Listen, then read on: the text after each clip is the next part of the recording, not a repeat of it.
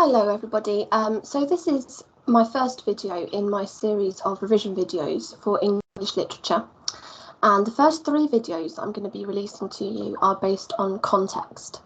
So I'm going to be talking about each of the key texts that you're going to be assessed on over the next few weeks.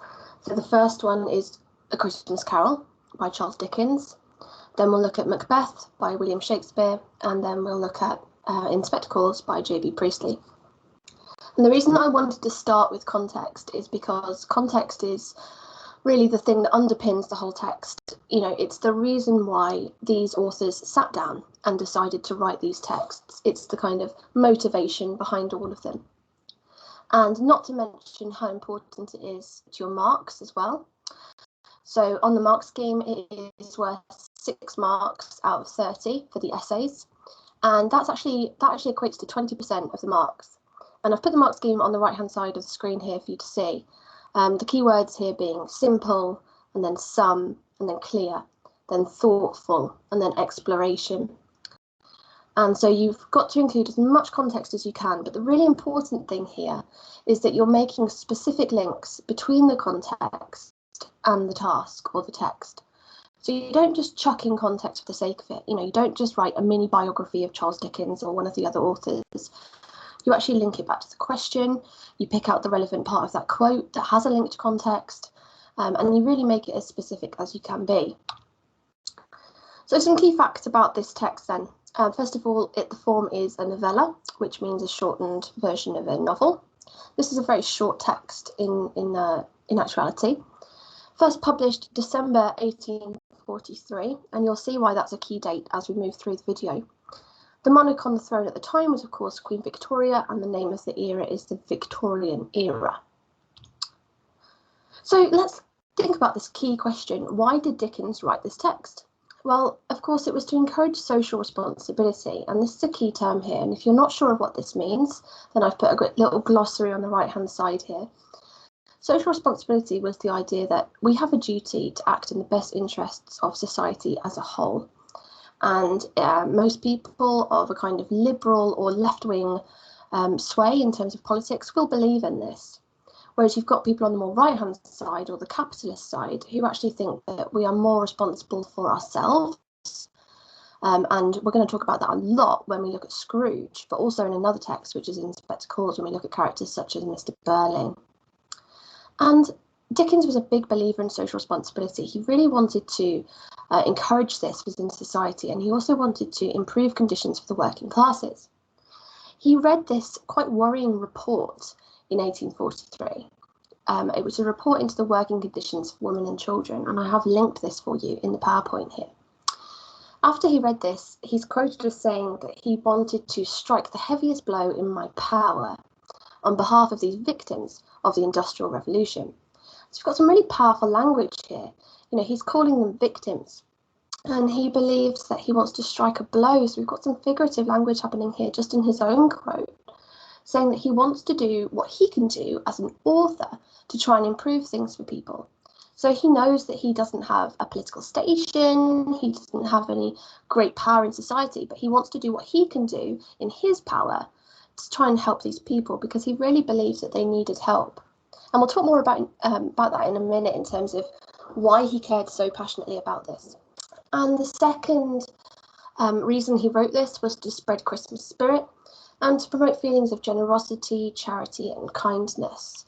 And that kind of links into the Christian aspect and the religious aspect of this text as well, which we'll talk about throughout the video.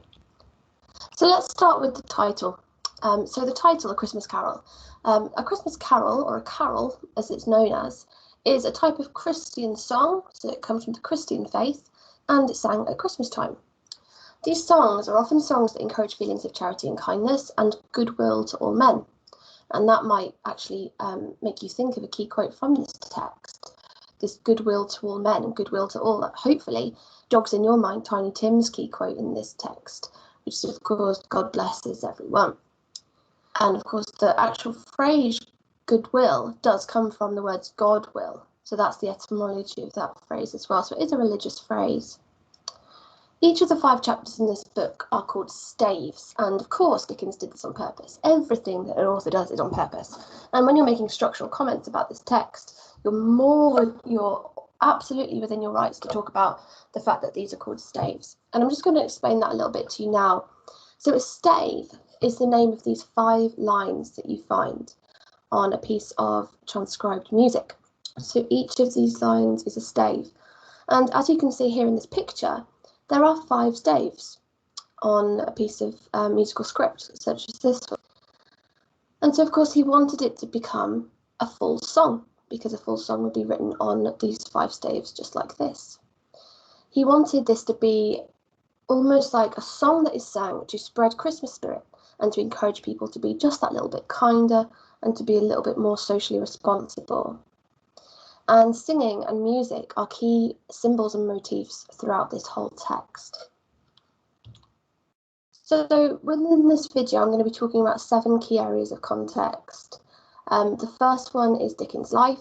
So I'm going to be talking about some key autobiographical information. Again, like I said at the start, it's not about just chucking in a whole biography of him, because a lot of it isn't going to be that relevant. But what I'm going to talk to you about in this video is just the key aspects.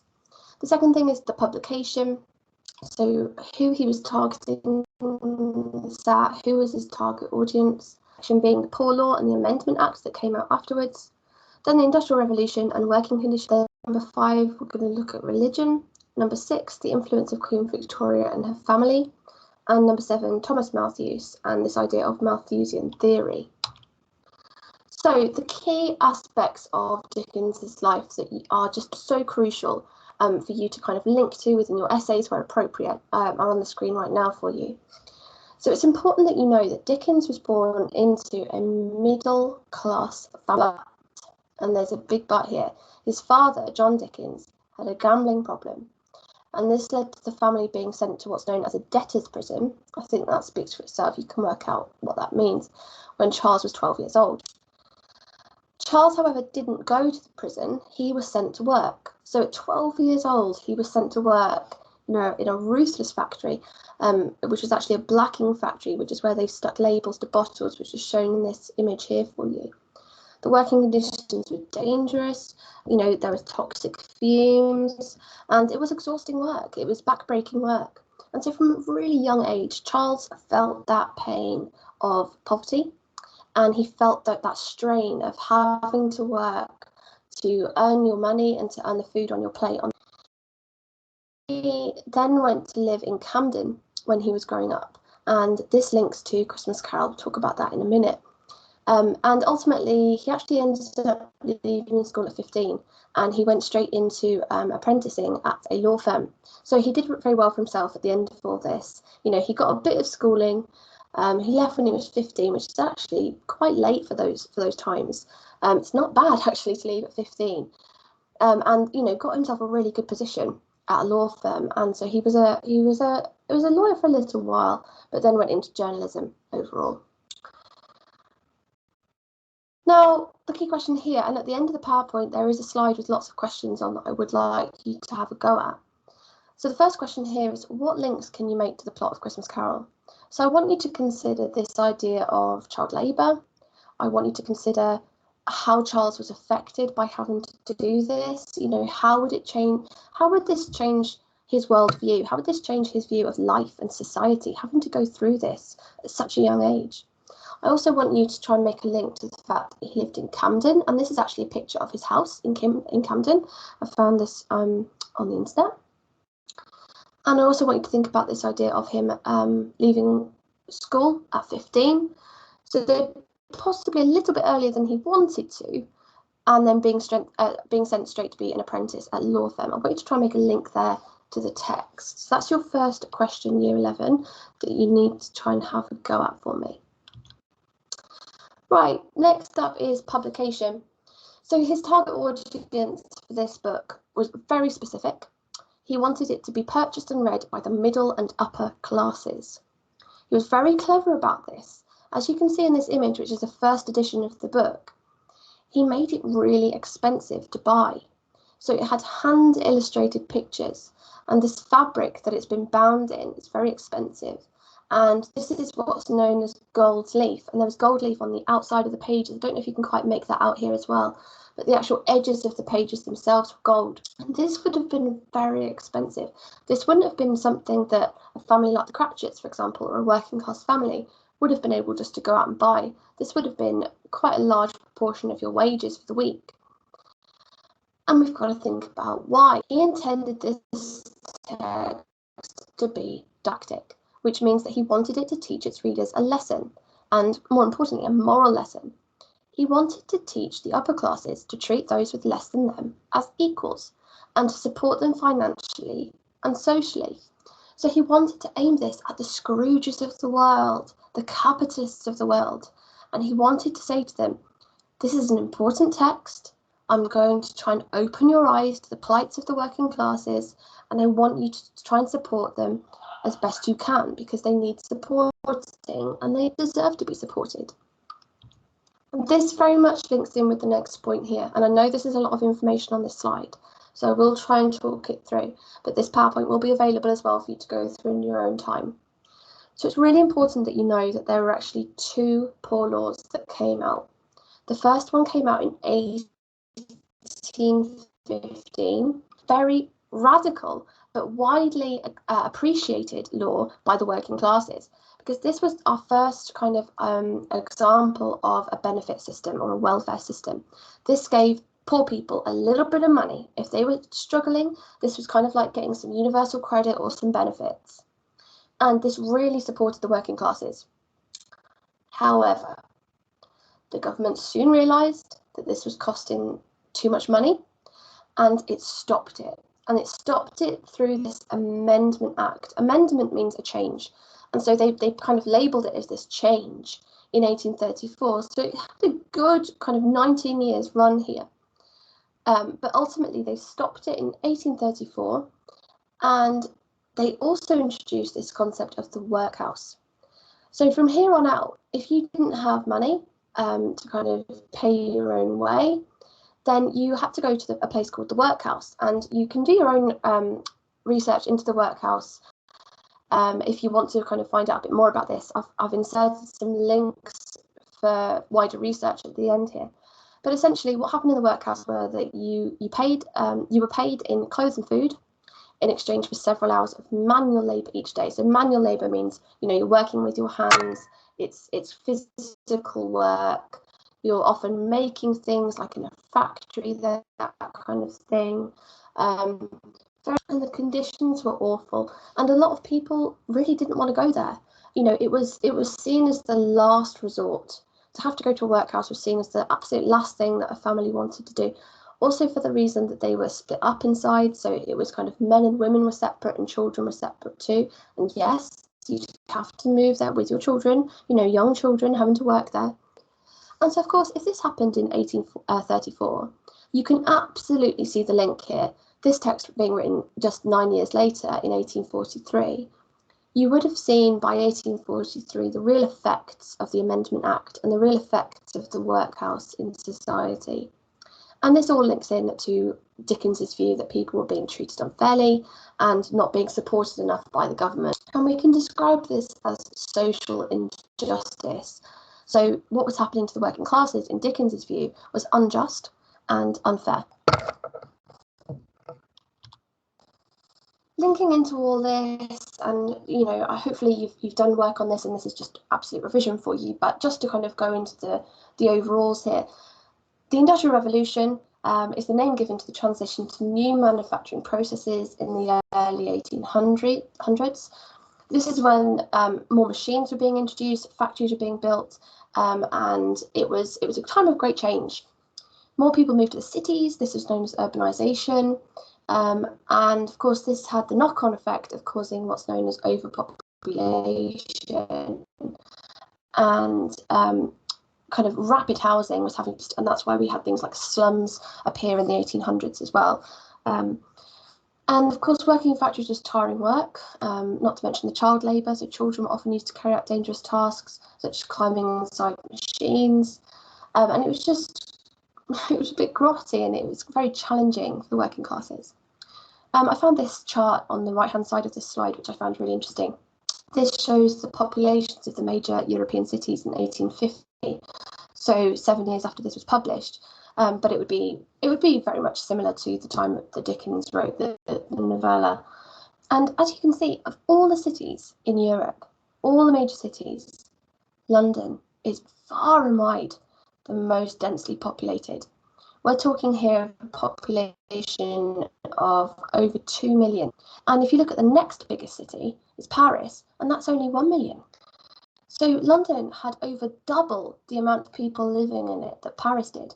And then if you go down to kind of 3 and 4, those numbers get lower very quickly. So if you just look at the difference between St. Petersburg and Russia, you're looking at under 500,000 up to kind of nearly 5 times that, which is crazy. And so, yes, of course, there was an overpopulation problem in London. And this led to things like, I'm just going to skip a few slides here. This led to things like Malthusian theory. And like I said, there was a man called Thomas Malthus that believed that the population was growing uncontrollably. And he very much blamed the working classes. And as you can see from this graph, he had this theory, and lots of people supported this, that food supplies were going to run out more quickly than the population was rising. So essentially, he thought there was going to come a point of crisis where there quite simply was not enough food to feed all of the people in the country.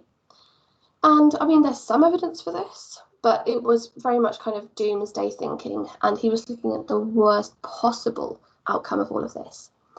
But Dickens was obviously interested in this and wanted to kind of highlight these very, very kind of over the top and hyperbolized views that people had, such as Thomas Malthus.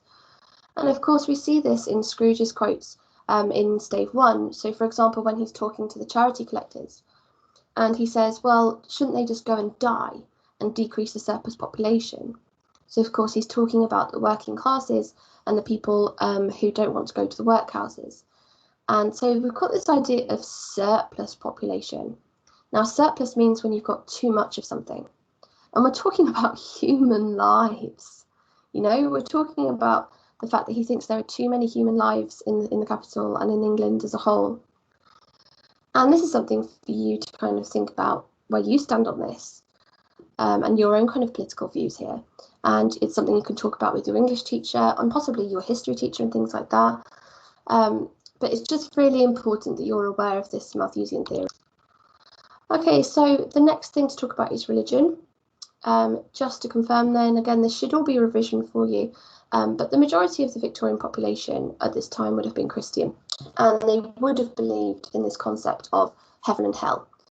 And there's a really key word here, which is redemption. So redemption is the idea that you can be saved from whatever sins or evils you've committed, and ultimately that you can be saved from hell, and that you wouldn't have to go to hell. So when Marley visits Scrooge in Stave 1, he does warn him that if he doesn't change, he will forever live in sin, and he will not rest. And of course he means go to heaven. Now Marley, this is the interesting bit here, Marley seems to be living in a type of purgatory, and I've defined this for you over here. This is actually from the Catholic faith, and purgatory is a place where Catholics believe you go after you die, and it's when you have kind of unfinished business, to use a really corny phrase.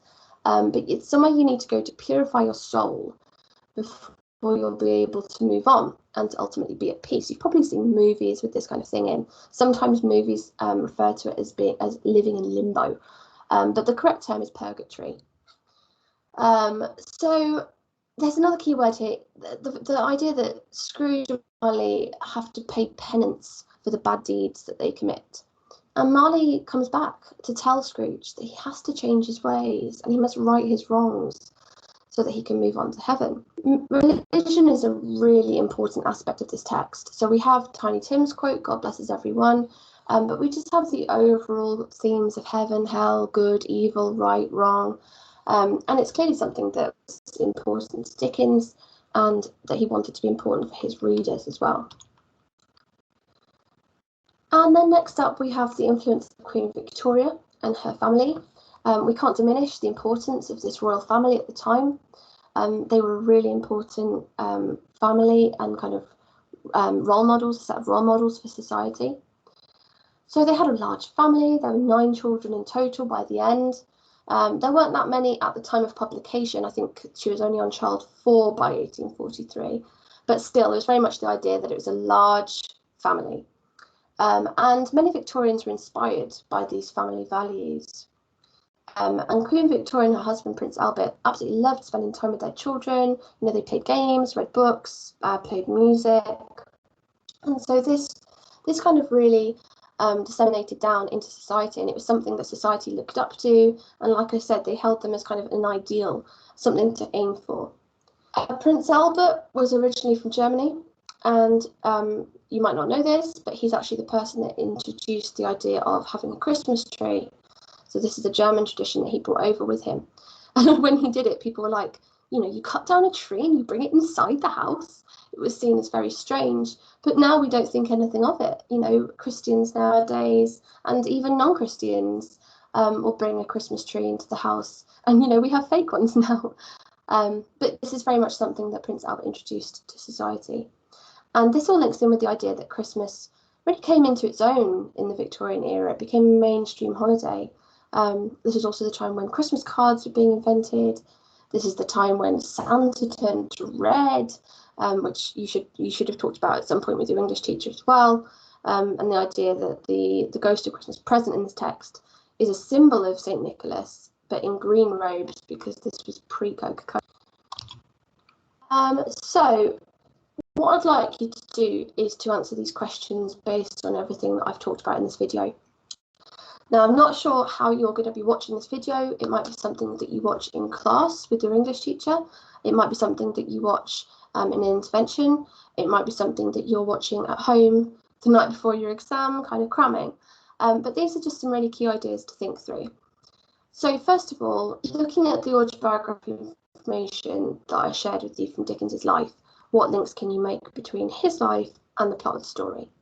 Number 2, thinking about things such as the Poor Law Amendment Act and the workhouses, in what ways can we see social injustice happen in this text? So is there anywhere in this text where you can really see this? You know, you can see some poor people struggling and possibly kind of, what's the right phrase, like kind of fighting that idea of having to go to a workhouse or resisting that idea of going to a workhouse.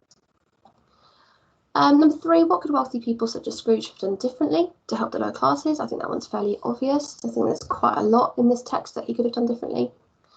Number 4, where are there links to the Industrial Revolution, poor working conditions or child labour in the text? Number 5, this is a bit of a kind of harder one, but have a think about this. Is it just Marley who seems to be in purgatory? Why not? So I want you to explain that one. And then number 6, which family in the text seems closest to Queen Victoria's family and why? So if you want to have a go at these questions, you could submit them to your English teacher, and I'm sure they'd be happy to look over them for you ahead of your assessment. And then the last thing really is just this slide here, which has lots of links on. So if you want to do any kind of wider research or watch any more videos, I've put some really, really good videos on here for you to have a look at. This one in particular, the class system video, is very, very good. This one as well, I would highly recommend you watch, which is The Origins of a Christmas Carol. So check them out, do some more revision if you feel that that's necessary, and I hope that you found this video useful. So thanks for watching, and good luck in your assessments.